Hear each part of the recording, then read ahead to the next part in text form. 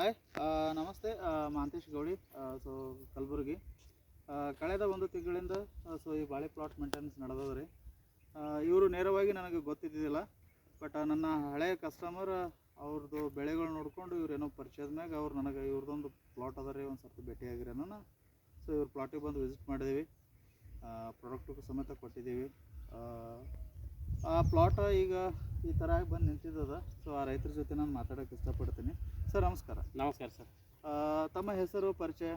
ದಯಾನಂದ್ ಸಿರಸಾಲಿ ಇಪ್ಪಿಗೆ ಅಂತ ರೀ. ಹಾಂ ಇಲ್ಲೇ ಕೇಬಲ್ ತೋರ್ಸಾಕತ್ರಿ ಮಾಷಾಳದವ್ರು ನಾವು. ಹಾಂ ಮಾತಾಡೋದವ್ರು. ಮಾಷಾಳದವ್ರು. ಸೊ ನನಗೆ ಹೆಂಗೆ ನೀವು ಪರಿಚಯ ಆದ್ರಿ? ಬೇಸಿಕಲಿ ನಮ್ಮ ಬಾಳಿಕೆ ಕೊಯ್ತಲ್ರಿ ಬಾಗವನ್ ಕರ್ಜಿ ಅವರು ಹೇಳಿದ್ರು ಇದಕ್ಕೆ ಸಣ್ಣ ಕೂತಾವಲ್ಲ ಇವಕ್ಕೆ ಔಷಧ ಇದು ಮಾಡಿರಿ ಭಾರಿ ರಿಸಲ್ಟ್ ಅದ ಅಂತಂದ್ರಿ.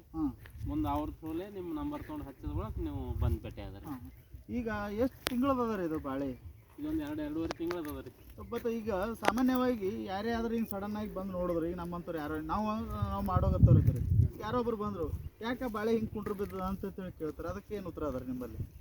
ಕುಂದ್ರ ಬಿದ್ದ ಒಂದೆರಡು ನಾವು ಹೊಸ ಕಟ್ಟಕ್ಕೆ ಹಾಕಿದೇವೆ ರೀ. ಮುಂದೆ ಕಟ್ಟಕ್ಕೆ ಹಾಕಿದ ಒಳಕ್ಕೆ ಅವರು ನಮ್ಮ ಕರ್ಜಿಗೆ ಅವ್ರು ನೋಡ್ರಲ್ಲ, ನೋಡಿದ ಒಳಕ್ಕೆ ಕುಂದ್ರ ಬಿದ್ದವ್ರು ಎಣ್ಣೆ ರಿಸಲ್ಟ್ ಅದ ಅದು ಹಾಕ್ರಿ ಫಾಸ್ಟ್ ಬೆಳೀತದ ಅದಕ್ಕೆ ಬಂದು ಹಿಡ್ಕೋತಂದ್ರೆ ಅವ್ರ ಮಾತಿನ ಮೇಲೆ ನಾವು ತೊಗೊಂಡಿದ್ದೇವೆ. ಎಣ್ಣೆ ಭೀ ಹಂಗದ ರಿಸಲ್ಟ್ ಅದ. ಈಗ ಇವು ಹೊಸ ಹಾಲ್ಗುಣಿಗಳು ಹಚ್ಕೊಂಡು ಈ ಸರ್ತಿ ಸೆಟ್ ಮಾಡ್ಕೊಂಡು ಸೆಟ್ ಮಾಡ್ಕೊಂಡು ಕಟ್ಟಕ್ಕೆ ಹಾಕಿದ್ರ ಸಲುವಾಗಿ ಈಗ ಇದು ಎರಡೂವರೆ ತಿಂಗಳು ಬಾಳೆ ಅದಂತ್ರಿ. ಎಷ್ಟು ಅದ ರೀ ಬಾಳೆ? ಎಷ್ಟು ಅದ ರೀ ಟೋಟಲ್ 3,000 ಅದ ರೀ. ಟೋಟಲ್ 3,000 ಬಾಳೆ ಅದ. ನಿಮಗೆ ಖರ್ಚು ಏನು ವಜ್ಜೆ ಅನಿಸ್ತದ ಏನು ಹೆಂಗೆ ಅನಿಸ್ತದ ರೀ ನಿಮಗೆ? ಇದು ವಜ್ಜೆ ಇಲ್ರಿ, ಹೊರಗಿನ ಖರ್ಚು ನೋಡಿದ್ರೆ ಇದು ಕಮ್ಮಿನೇ. ಅಂದ್ರೆ ರಿಸಲ್ಟ್ ಮಂದಿ ಫೋನ್ ಆಗತ್ತಕ್ಕೆ ಐಡಿಯಾ ಆಗ್ತಾರ ಅಷ್ಟೇ. ಈಗ ಸಾಮಾನ್ಯವಾಗಿ ಒಂದಿಷ್ಟು ಜನ, ಸೊ ನಾನು ಓಪನ್ ಕೇಳ್ತೀನಿ ಸರ್, ನೇರವಾಗಿ ಕೇಳ್ತೀನಿ. ಈಗ ಕೆಲವೊಂದಿಷ್ಟು ಜನರ ಮೈಂಡ್ ಒಳಗೆ ಸಾವಯವ ಕೃಷಿ ಅಂತೇಳಿ ಬಂದಾಗ ಒಂದು ಸ್ವಲ್ಪ ಬೇರೆ ನೆಗೆಟಿವಿಟಿ ಬರ್ತದೆ. ಸೊ ಅದಕ್ಕೆ ನಿಮ್ಮ ಅಭಿಪ್ರಾಯ ಏನದ ರೀ? ಈ ಸಾವಯವ ಅಂದ್ರೆ ಅಷ್ಟು ಹೈ ಡೋಸ್ ಹೊಡೆದ್ರೆ ಕಂಟ್ರೋಲ್ ಆಗಲ್ಲ. ಇದು ಸಾವಯವ ಇದು ಏನು ಹತ್ತಾರಲ್ಲ, ಇದು ಅವ್ರಿಗೆ ರಿಸಲ್ಟ್ ಕೂನ್ ಇರಲ್ರಿ. ಅವ್ರಿಗೆ ಕೆಲಸ ಕೊಡೋದು ಇದೇ ಕೆಲಸ ಕೊಡೋದ್ರಿ. ಅದು ರಾಸಾಯನಿಕ ಹಾಕ್ತೇವೆ, ನೆಲ ಅದಕ್ಕೆ ತಾಕತ್ ಕಮ್ಮಿ ಆಗ್ತದ, ಅದು ಗ್ರೌತ್ ಆಗಿ ಒಮ್ಮೆ ಸ್ಪೀಡ್ ಆಗಿ ಬೆಳೆದಂಗೆ ಆಗ್ತದೆ, ಮುಂದೆ ಡೌನ್ ಆಗ್ತದೆ ಅದು.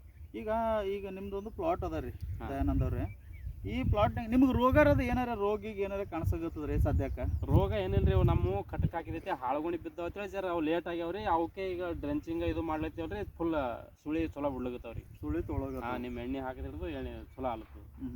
ಈಗ ನಿಮಗೆ ಯಾರಾದ್ರೂ ಕೇಳಿರ್ಬೇಕಲ್ಲ ನನ್ನ ಬಗ್ಗೆ ಅದಾಗ? 4-5 ಮಂದಿ ಕೇಳ್ರಿ ಎಣ್ಣೆ ಚಲೋ ಅದ ರಿಸಲ್ಟ್ ಅದ ಅಂತ ಹೇಳಿದೆ. ಅಂದ್ರೆ ಭೀ ಹೊಸ ಮನುಷ್ಯಾಗ ಬಂದ್ರೆ ನಂಬಿಕೆ ಇಡಲ್ರಿ. ಹಿಂಗ್ ಒಬ್ಬರು ನಾವು ಇಲ್ಲಿ ಊರನವ್ರೆ ಚಲೋ ಅದ ಅಂದ್ರೆ ಆ ನಂಬಿಕೆ ಇಡ್ತಾರ. ಡೈರೆಕ್ಟ್ ಯಾರೇ ಅಲ್ಲಿ ನಿಮ್ಗೆ ನೋಡಿದ್ರೆ ಅವ್ರು ನಂಬಿಕೆ ಇಡಲ್ಲ. ಅಂದ್ರೆ ನೋಡಿದ್ರೆ ಅನ್ಸ್ತಾರ, ನೋಡಿದ್ರೆ ಅನ್ಸ್ತಾರ. ಅದು ಎಣ್ಣೆ ಹಾಕಿದ ಬಳಕ ಎಣ್ಣೆ ಚಲೋ ಅದ, ಅವ್ರೇನು ಬ್ಯಾಡ ನಮ್ಗೆ ಎಣ್ಣೆ ಕೊಟ್ಟರೆ ಸಾಕಂದಂಗೆ ಮಾತ್ರ ಮುಂದೆ. ಈಗ ಸಾಮಾನ್ಯವಾಗಿ ಈಗ ನಿಮ್ದು ಇಲ್ಲಿ ಪ್ಲಾಟಿಗೆ ಆ ಪ್ಲಾಟಿಗೆ ಏನು ವ್ಯತ್ಯಾಸ ಕಾಣಿಸಕತ್ತದ್ರಿ? ಅಲ್ಲಿ ಎದುರು ಕಾಣುವಂಥ ಪ್ಲಾಟಿಗೆ ಅದು ಅವ್ರದ್ದು ನೆಲ ಆಗಿಲ್ಲ, ಎಲ್ಲ ಪೈಲಾಡೋದು ಚಲೋ ಅದ ರೀ. ನಾವು ಕಟ್ಟಕ್ಕೆ ಹಾಕಿದೇವು, ಒಂದು ಮಣ್ಣು ಅಡ್ಜಸ್ಟ್ ಆಗಿಲ್ಲ. ಇದು ಅಡ್ಜಸ್ಟ್ ಆಗಿಲ್ಲ ಅಂದ್ರೆ ಭೀ ನಿಮ್ಮ ಎಣ್ಣೆದಿಂದ ಒಂದು ಲೆವೆಲ್ ಹೊಂಟದ್ರಿ. ಅದು ಬೆಳೆ ಒಂದು ಲೆವೆಲ್ ಹೊಂಟದ. ಸುಳಿಗಿಳಿ ಅಲ್ಲಿ ಬರ್ಚಕ್ಕೆ ಒಂದೊಂದು ಗೇಣ್ ಮೇಲೆ ಓಡ್ರಿ ಸಣ್ಣ ಕುಡಿ. ಆದಷ್ಟು ಮಟ್ಟಿಗೆ ಪ್ರೊವೈಡ್ ಮಾಡ್ಬೇಕು ಬೆಳೆಗೆ. ಸೊ ರೈತರಿಗೆ ಅಂತ ಹೇಳಿ ಬಂದಾಗ ಏನು ಮಾತಾಡೋಕೆ ಇಷ್ಟಪಡ್ತೀರಿ? ರೈತರಿಗೆ ರಾಸಾಯನಿಕ ಹೆಚ್ಚಿಗೆ ಬಿಡ್ಬೇಕ್ರಿ. ಇದು ಬಿಟ್ಟು ಇದಕ್ಕೆ ಸಾವಯವ ಇದು ಪದ್ಧತಿ ಮಾಡ್ಕೋಬೇಕು. ಅಂದ್ರೆ ಖರ್ಚು ಭೀ ಕಡಿಮೆ, ಇಳುವರಿ ಹೆಚ್ಚಿಗೆ ಬರ್ತದೆ, ರೋಗ ಹೆಚ್ಚಿಗೆ ಕಮ್ಮ. ಮುಂದೆ ಯಾರ ರೈತರಿಗೆ ಎಫೆಕ್ಟ್ ಆಗಲ್ಲ, ಏನೂ ಆಗಲ್ಲ. ನಮ್ಮ ಜಮೀನು ಒಳ್ಳೆ ರೀತಿಯಿಂದ ಉಳಿತಾವೆ, ಭಾಳ ದಿವಸ ಉಳಿತಾವೆ. ಈಗ ನಾವೊಂದು ಲಾಸ್ಟ್ ಪ್ರಶ್ನೆ ಕೇಳ್ತೀನಿ, ಇದಕ್ಕೆ ಕೇಳ್ತೀನಿ ಅಂತ ಹೇಳಿ ತಪ್ಪು ತಿಳಿಬೇಡ್ರಿ.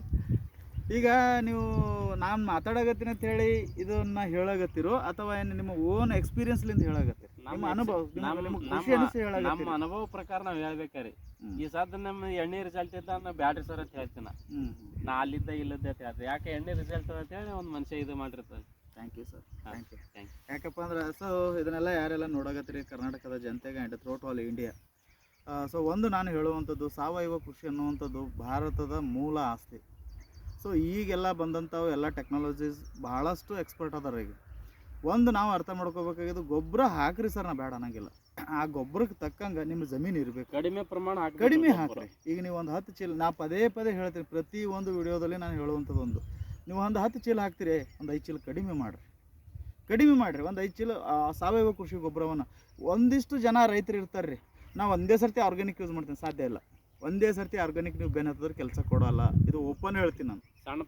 ಸಣ್ಣ ಪ್ರಮಾಣದಿಂದ ಮಾಡ್ಕೋತ ಬರ್ರಿ. ಇವತ್ತಿನ ದಿವಸ ನಾನು ಪ್ರೌಡ್ ಫೀಲ್, ನನಗೆ ಭಾಳ ಹೆಮ್ಮೆ ಅನ್ನಿಸ್ತದೆ.